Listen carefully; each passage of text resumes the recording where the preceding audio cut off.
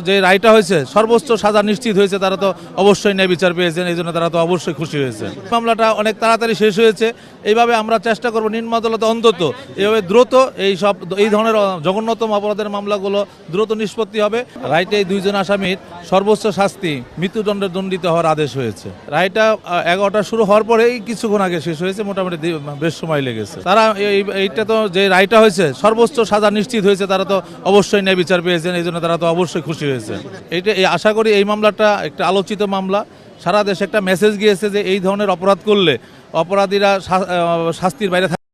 আমারও একটা মেয়ে আছে, আমরাও চাই এই ধরনের অপরাধীদের বিচার তাড়াতাড়ি হোক এবং তাদের যে সাজা হবে সেটা তাড়াতাড়ি নিশ্চিত হলে অন্য যারা এই ধরনের অপরাধ করতে চাবে তারা নিরুৎসাহিত হবে এবং দেশ থেকে এই ধরনের অপরাধ কমে আসবে বলে আমরা মনে করি। শুধু এই ধরনের মামলাই না, আরও যেসব হত্যাকাণ্ড মামলা আছে এগুলো শুনানি করতে সময় লাগে, একটা প্রক্রিয়ার মধ্যে যেতে হয়।